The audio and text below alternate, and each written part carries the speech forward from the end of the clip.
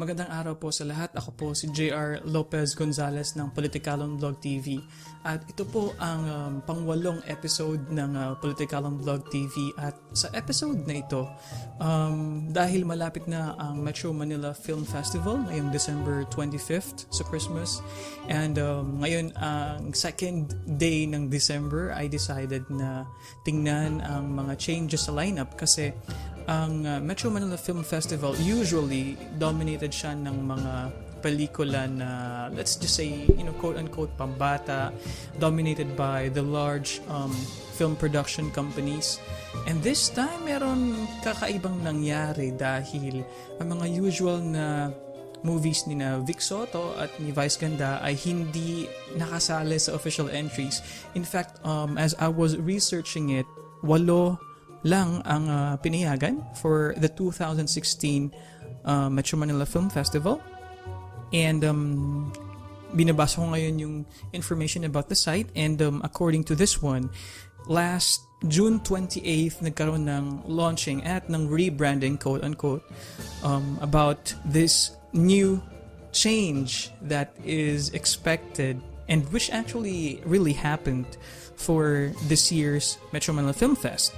So, merong 8 na mga official entries at meron ding mga short films. Although for this episode, dahil ako ay nagkaroon ng interest, ako ay naging curious na pumunta muli at manood. Dahil to be honest, sa lahat ng mga readers at saka ng viewers ko, every year for me, it's a bit disappointing sa Metro Manila Film Fest dahil yung mga pinapakita nila, medyo hindi ako nagkaroon ng interest dahil kalimitan yun nga, parang it's really for the masses and for easy watching. But I have a strong feeling that the movies right now for this current MMFF would be a little bit different. Kaya nagkaroon ako ng interest. At dahil may malaking pagbabago, so naisipan ko na itry na panoorin yung mga trailers nila, and you will see it here in the lower left side ng screen.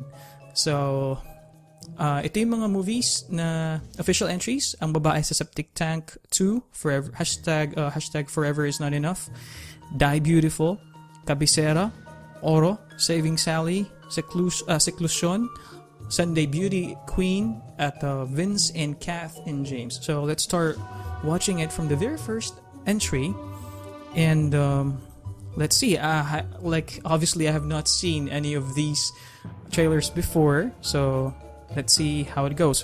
For the first entry, babae sa Septic Tank 2, Forever's Not Enough, Eugene Domingo, Jericho Rosales, Kian Cipriano, Kai Cortez, Cali Ramos, Joel Torre. And directed by Marlon Rivera, and the genre is comedy. So let's start with this one, and let's go.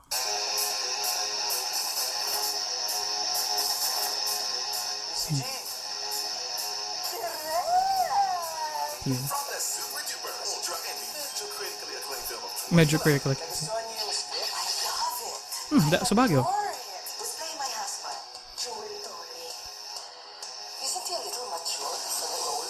Okay. Hindi naman masyadong awaited sequel. Pero baka naman gusto niya mag-consider pa ng iba. Like who? Like Jericho. Rosales? Imagine me and Jericho? Eugene Domingo as Romina. There are 3 levels of hugot known to man. Hugot level 3. Hugot lupasay level. I cannot love you anymore. Mamatay ako pag nawala ka. Ipa-cremate kita. Ang babae sa Septic Tank 2, Forever is Not Enough. Written by Chris Martinez. Directed by Pablo. It's just a suggestion, Direk. I'm just an actress. Soon in cinemas. Okay. I happened to watch the first, well, actually, of all the entries here, ito lang yung napanood ko before, the first part ng babae sa Septic Tank. And, okay, it kind of looks promising. So let's continue to the next one. Next one is, second entry, Die Beautiful, Paolo Ballesteros, Joel Torre. Oh, also Joel Torre. Wow. Gladys Reyes, Luis Alandi, LB Casino, directed by Jun Lana, and it's a comedy.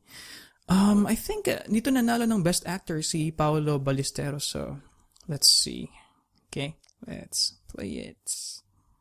The next one.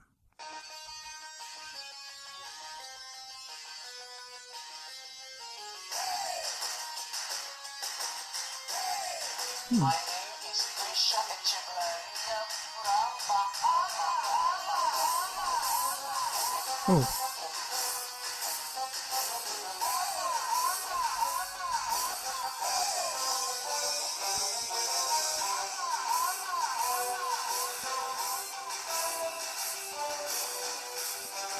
My name is Trisha Echeverria from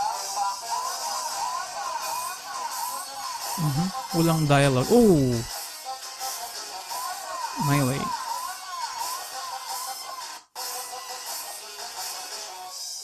If I will die and be blessed to live again, I want to still be who I am in this life today. I alone have a voice in this world that people will hear and recognize as me. That is why, if given a chance to live again, I will choose to be nobody. Nobody but me.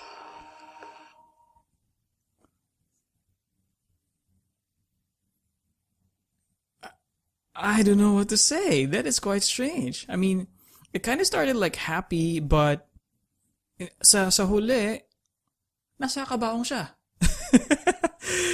Okay, this is quite interesting as well. Paolo Ballesteros, she looks like Beyonce on the last scene. So so far we were finished with 2.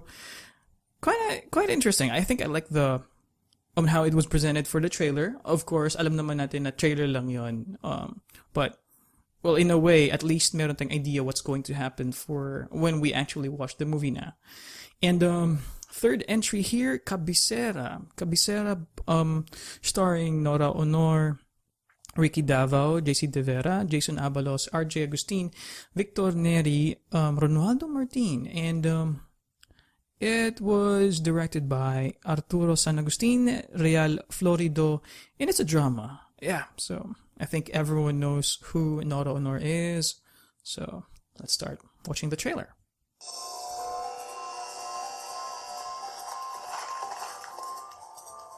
Inspired by true story.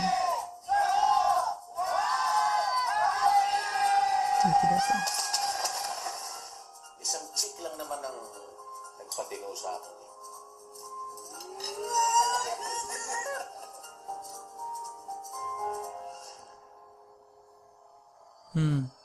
Punong-puno na ako sa batang yan eh, oh! Takot lang ako na eh. Baka kasi mabigo ko kayo eh. Sino bang kaaway natin? Nasaan yung asawa ko? Next time, mga kalaban natin, ingatan ang binabangga natin. Kapag tinalik ko rin yung attorney, para tinanggap ko na rin na walang bisa ang batas ng tao na pinangahawakan ninyong ilang abogado. Bakit di ka muna lumayo dito? Magbakasyon ka muna sa Amerika. Wala akong dapat pagtaguan. Kung gusto mong gasin ang mga kamay mo, malinis na tubig ang gamitin mo. Alam ko, pinaghahanap na rin nila ako ngayon, Nay. Araw-araw nakikipaglaban ako bilang isang ina, bilang asawa. Ngayon ba naman ako susuko?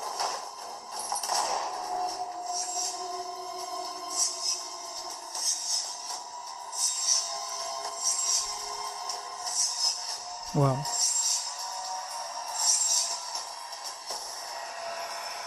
Granting. Di ko matos. Sa kabila ng mga nangyari, sama-sama pa rin tayo. Isang pamilya.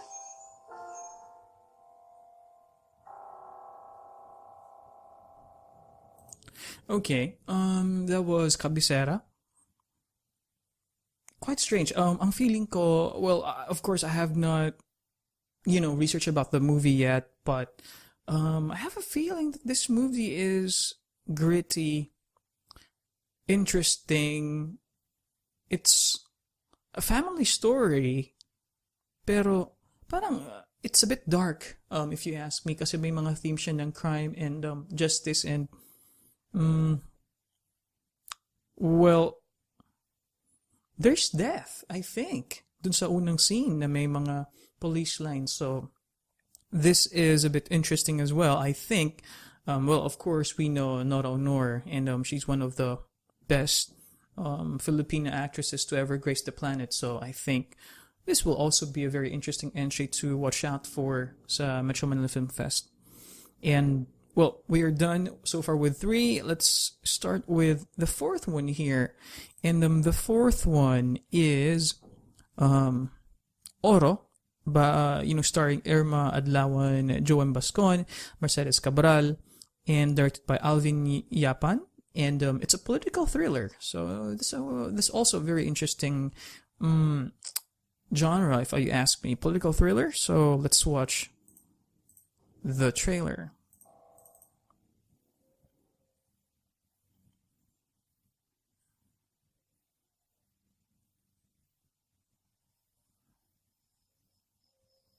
Ako na lang inaasahan ng mga tao dito.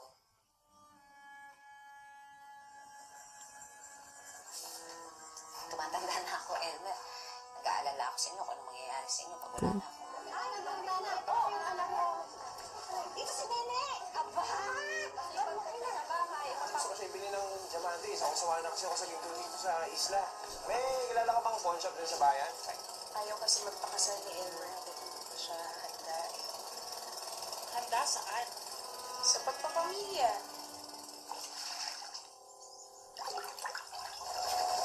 Ano mo yan? Tingnan niyo yan.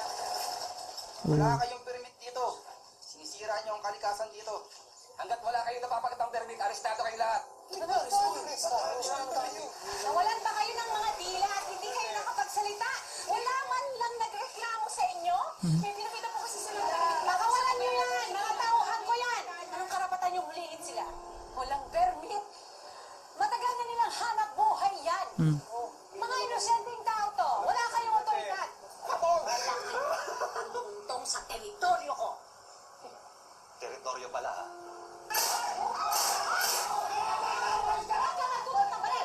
Ano ba kayo? Mapayapa ang lugar natin. 20 taon na akong nanunungkulan dito Mataas pa lang kalidad ng ginto sa inyo dito. Naka-anim na akong termino. Ngayon lang nagkaroon ng ganitong trahedya dito. Kawawa ang mga tao. Pinakailaman nyo. Hanap buhay, inagawan nyo. Anong ginawa nyo sa lugar namin? Hindi nyo pinatahimik ang lugar namin.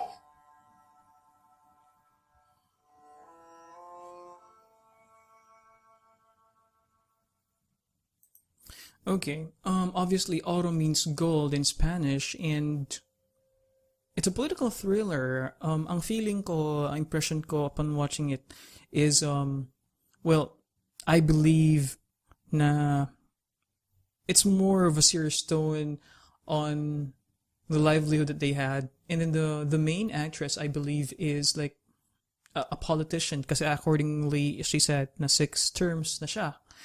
But I think what is interesting about this movie that we have to watch out, I guess, is the development of the characters, on how the tragedy, kasi sabi niya may trahedya na nangyari, so how will this play out, and then ano yung magiging parang interlacing ng mga characters dito. So I think this is also an interesting selection, Oro.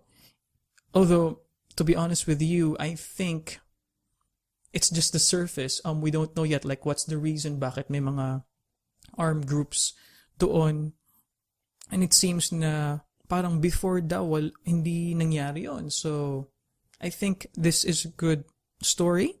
So, we'll see about this, of course, on the 25th when we get to watch this. Now, let's try the other one, the next one. We're actually now on the 5th entry, Saving Sally, starring Rian Ramos, Enzo Marcos, and directed by Avid Leongoren, I think. And the genre for this one, it's a live action animation and a romance sci-fi. Okay, so quite interesting. Let's try it and let's see. So, Cartoon. Well, Sally. Weird to na. Medyo nerd? Yeah, that one. Does she like it? Nope, she has a boyfriend. Ayun ka. Kasi.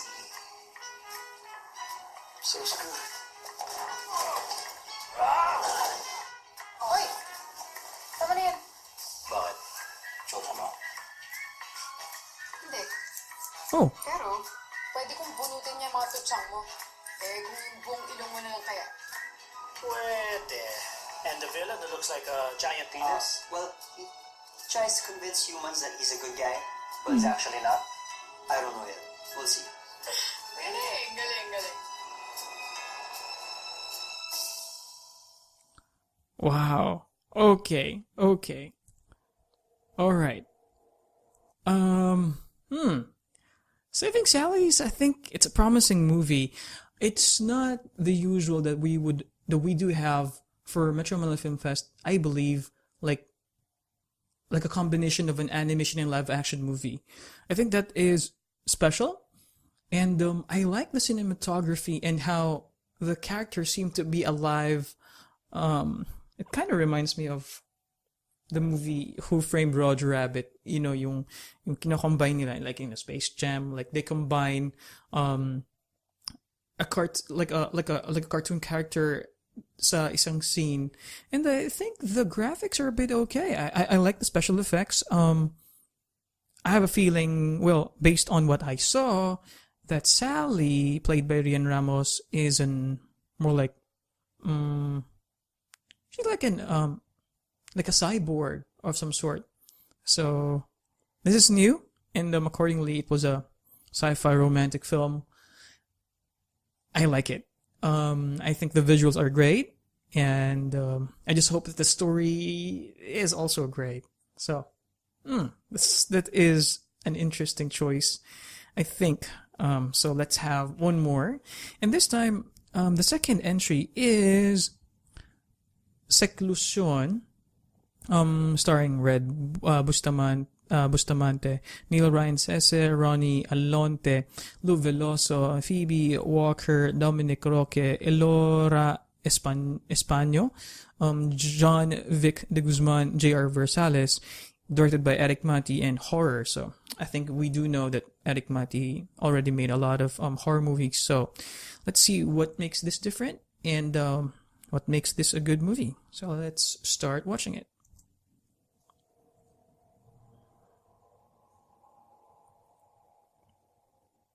Kono.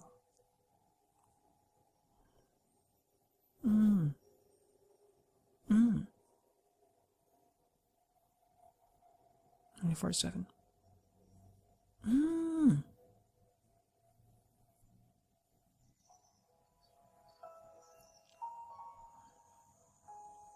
Naiintindihan mo ba kung bakit ka nandito?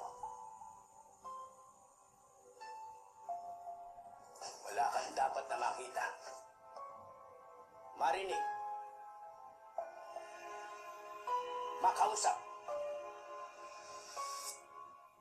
Dahil yon ang simula ng pagtawag ng demonyo.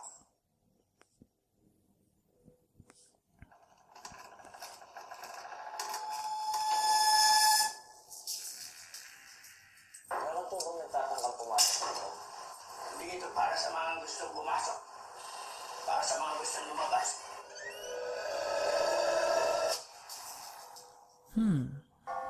Padre, ano ang pakay ng iyong pagsusuri?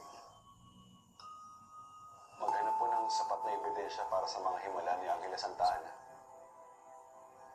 Bakit ka ba interesado kay Madre Cecilia? Dahil kay Angela Santa Ana. Kasi iniisip ko hindi siya ligtas sa pangangalaga ng madre. Dadalhin siya ni Madre Cecilia sa isang lugar na hindi siya mapapahamak ng kahit na sino. Mali ito. Hindi kayo dapat nandito. Sinong bata? Sugo siya ng Panginoon. May awa po ang Panginoon ng mga Sandoval. At huwag mong iisipin na madali ang pumasok dito. Marami ng diakono ang hindi nagtagumpay. Ano bang binabalak nyo? Ba't kailangan na kami guluhin dito?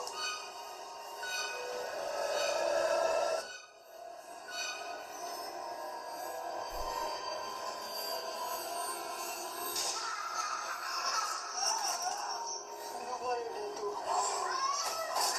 Kailangan na kami lumalis dito hanggang may oras pa. Sino ba talaga? Wala ka sa pangalit sa kanila. Wala naman naniniwala. Pwes kung alam natin, dapat kumilos tayo! Diyos na ang bahala sa lahat.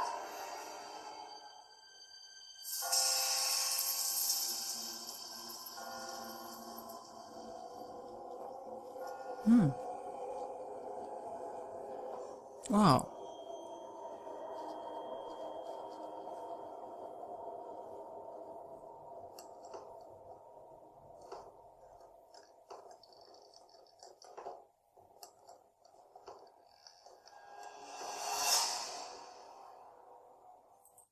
Okay. Wow. That is a scary movie. Seclusion. Okay. It's the main character there is like secluded in an area na I'm pretty sure na to test their faith. And according to according to the trailer, 1947 doon nag-end yun. So I think the basic questions here na tanong upon watching this trailer is, ano ang rason kung bakit nahinto yung programa na yon? And obviously, may mga miracles at kababalaghan na nangyari. Pero ang question is, ano ang other secrets? Bakit may ganung uri ng pagpapakita sa lugar na yon? So I think yun yung main theme nito. Although honestly, I think meron pang deeper reason bakit nagkaroon ng bakit nahinto. I think it's not supernatural. I have a strong feeling na pwedeng kagagawan o isang deeper na humanistic na reason. Hindi siya supernatural. Yun ang feeling ko kung bakit nagkaroon ng ganon. Well, we'll see, of course, about that on December 25th for this movie. And pretty interesting for a horror film by Eric Mati. And Eric Mati is, like what I mentioned earlier, sikat at kilala na sa ganitong uri ng pelikula. Now, let's move on to the second to the last Sunday Beauty Queen, Rudaline Acosta, Cherry May Bretana, Mylene Jacobo, Hazel Perdido, and Leo Celomenio, directed by Baby Ruth Villarama Gutierrez. It's a documentary drama. So, tingnan natin itong Sunday Beauty Queen. Beauty isn't about having a pretty face. It is about having a pretty mind, a pretty heart, and most importantly, a beautiful soul. Oh, di ba bongga? Oh. Hong Kong? Bali, pagdating ko dito, hindi ako na-expect na halaga nito pala sa abroad. Oh yeah, Hong Kong. Right. Wow. Ang buhay ng OFW ay ibigay lahat para lang sa pamilya na naiwan sa Pilipinas.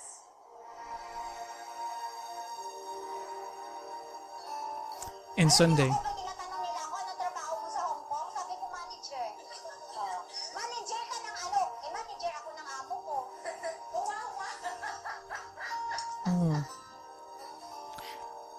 Of course. Oh. Yung ginagawa namin every Sunday, yun yung nagbibigay ng excitement sa amin every day na nagtatrabaho kami. Kahit pressure sa amo.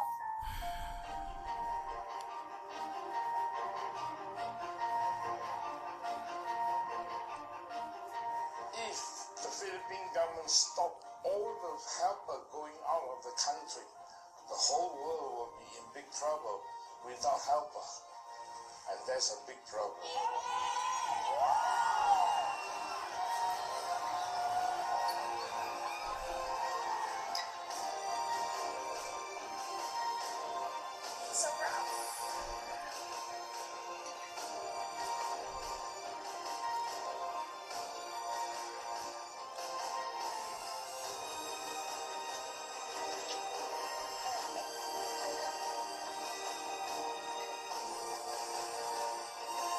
All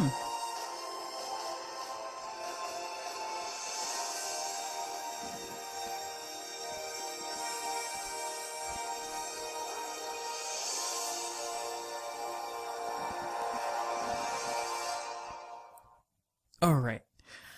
Sunday Beauty Queen, first impressions. I like the color. Gustong-gusto ko yung kulay na kitang-kita sa trailer. I think it shows life, it shows happiness.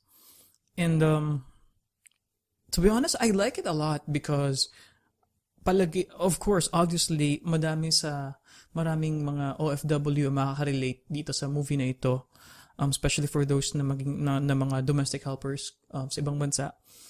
According to the genre na nakasulat sa information, it's a documentary drama. So, it's based on real life events. My guess is, meron pa rin of course central character sa movie. But this for me looks very promising. Kailan ba tayo nagkaroon ng documentary drama sa Metro Manila Film Fest? I don't know. And I think people should watch this. I like the premise na Sunday Beauty Queen. Kasi accordingly, that is the only free day for them. So, what do they do in that very short time?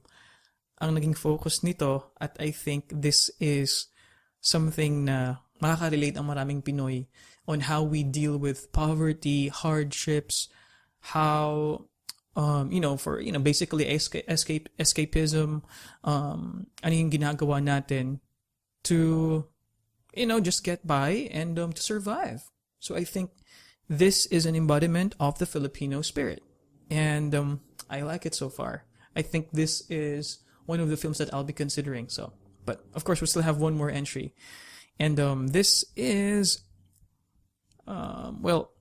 Vince and Kath and James, starring Julia Barreto, Joshua Garcia, Ronnie Alonte, and directed by Theodore Boborol, and it's a rom-com, romantic comedy. Oh, I think this is the only rom-com na, yes, ito ang only rom-com na nakalusot sa selections ng MMFF. So let's start. Ano, tol? May chicks ba dito? Ayan ka na naman eh. Puro ka chicks eh. Ganito ka na, no? Thank you. Kaya-kaya ko, di ba? Pangit mo, ganyan-ganyan nagkaatuluyan lolas lola mo. Eto, hindi ako magkakagusto sa lalaki ko. Bakit? Ano ba yung trip mo sa lalaki? This 2016, the breakout text serie is now a Text serie. Uy, salamat. Thank you, tol, ha? Siyempre, dahil dyan, tutulungan mo din ako kay Kat, di ba? I-text mo lang na i-text hanggang sa pumayag siya makipagkita.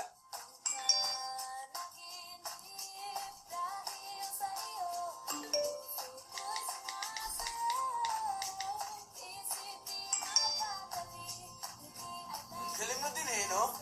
Kahit ako, kinikilig din sa mga text mo kay Kat eh. Ano kaya may pagkita na rin ako kay Kat? Sige na, go! This is it! Magkikita na kayo! Sobrang exciting! Bes, paano kung di kami bagay? Star Cinema proudly presents an official entry to the 42nd Metro Manila Film Festival. Joshua Garcia, Ronnie Alonte, and Julia Barreto.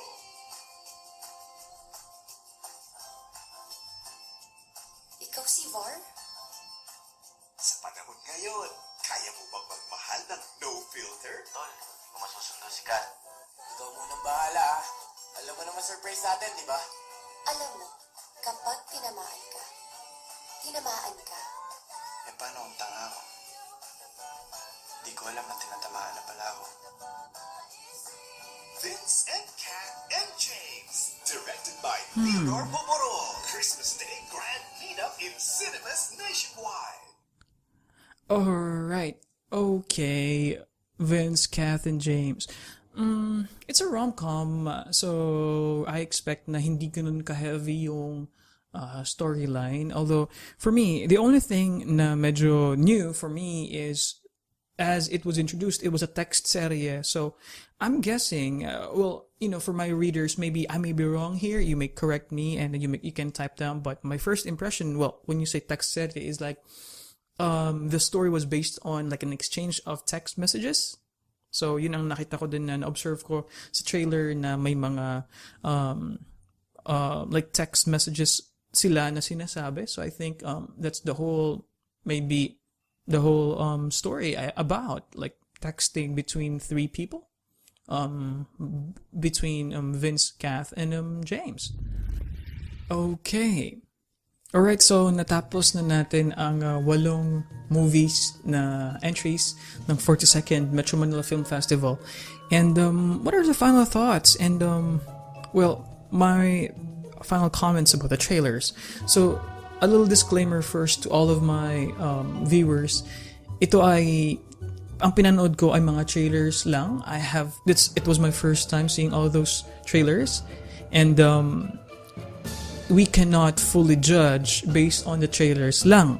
Pero, for this one, ito yung impressions ko sa mga movies na ito. And for me, ano yung mga nag-stand out? For me, first, Die Beautiful by Pablo. I would like to understand gaano kalalim yung kanyang naging performance sa movie na ito. Kasi obviously, he won in the Tokyo Film Festival the best actor at that. So, this is quite promising for me, like how deep ang treatment niya on how he had the role, paano niya ginampanan, paano ano ang relationships ng mga characters. Kasi yun nga, it was quite strange kasi it's a bit dark in the last part. So I'm guessing there must be death. So bakit ganun na nakasuot siya ng Beyonce and then may kabaong? For me, it's a very important imagery na nakita ko sa trailer. Now, Kabisera, it's a drama between a family. Very interesting, like ano yung interplay ng crime doon sa kanilang pamilya, what makes their family not perfect. So yun yung takeaway doon. Oro, political thriller, I think masyadong konti ang napakita sa trailer na hindi sila nabigay ng any spoilers, but it kind of gives us like an idea that it is a struggle between the people na nagmamina ng gold with the political leader and then with an armed group. Okay. And Saving Sally? I find this movie very, very promising. For me, it's rare na meron tayong ganitong entry, and I think it's worth watching. I don't think that the story is that like deep or hindi ako nag-expect na it will be very, very complicated yung storyline niya. But just for the visuals alone, I think it's enough for for me na ma-entice ako na manood ng Saving Sally. So great work there with the animation. Seclusion, it is a horror movie. Yung sa akin yung image na pinakamaganda yung batang umiiyak. For me, that was really, really strong with the blood. Sa last part, yung Angela Santa Ana. Yes, so that's for me yung importante doon na pinaka nag-stick sa akin na imagery ng horror movie na yun. Sunday Beauty Queen, documentary drama like what I mentioned earlier.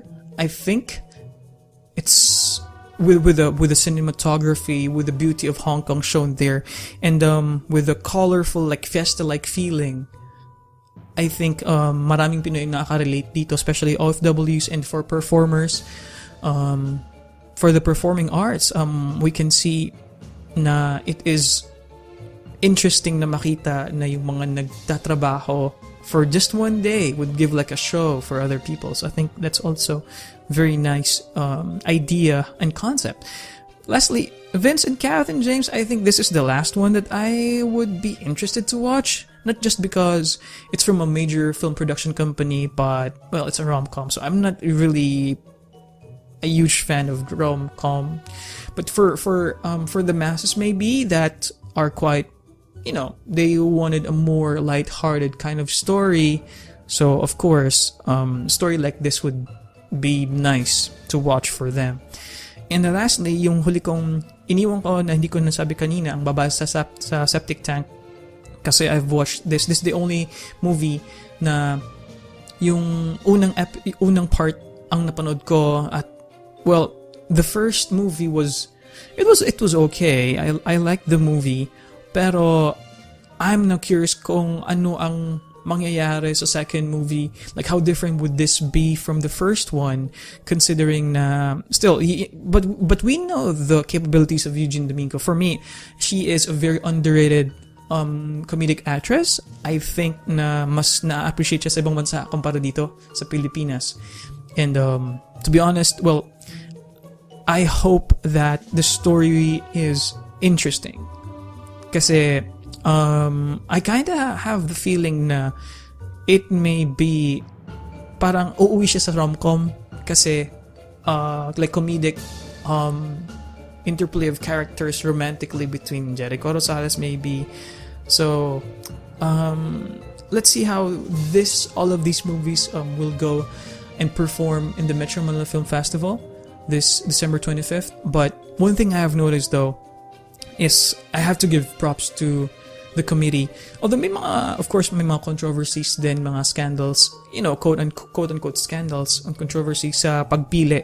But definitely, I support it. I think it's a very good step for Philippine cinema na maging pihikan sa pagpili ng mga quality movies. Kasi naman, di ba, they said here in the site that 40% sa pagpili, storyline, audience appeal, overall impact, another 40% cinematic attributes or technical excellence, global appeal 10%, Filipino sensibility 10%. So I'm happy with the selection. I think this is more like educational for everyone na nanonood ng pelikula. Sana magkaroon ito ng lasting impact and would like set the trend for us for better film appreciation. 2016 was a very good year for Philippine cinema. Marosa movie by Brillante Mendoza won the Best Actress Award. Si Jacqueline Jose yata, yes, siya yung lead character. She won the Best Actress Award and sa Cannes. And this will also be our official entry for the 2017 Oscars. So very promising. Movie ni Love Diaz with Charo Santos in the lead role also. Nagkaroon din ng good performance sa Venice Film Festival. Sa Portugal, meron tayong 6 na entries din. Just for this year, I think it was in last October. And of course, if you're a follower of this vlog series, may dalawa akong episode dito na interview ko with my kababayan Lyric de la Cruz na isa ding filmmaker na nagkaroon na rin ng iba't ibang mga movies na nag-join sa iba't ibang mga festival sa buong mundo. So, like what I said, 2000 is a good year for Philippine cinema. I just hope that the FDCP, Film Development Council of the Philippines, would step up sa financially in supporting in looking for new directors, looking for new talents. Kasi, like what I mentioned, at the start of the 2000s, I believe na maganda ang umpisa nito for Philippine cinema. And as written sa blog ko, I have actually this article about Pinoy cinema and filmmakers.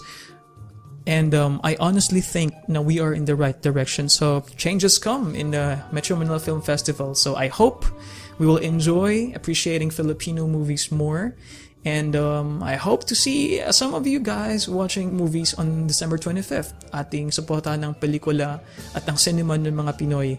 At sana dito maraming matutunan ang mga bagong henerasyon on film appreciation. So, sa lahat ng viewers ko, of all these 8 entries, sa palagay nyo, ano yung nagtumatak sa inyo sa trailer so far? Or yung inaabangan yung movie for the MMFF this December 25th? So, if meron kayong nagustuhan, please comment sa ating comment box below. Please, sundan niyo po ako sa social media accounts ko. Meron po tayo sa Instagram, meron tayo sa Facebook.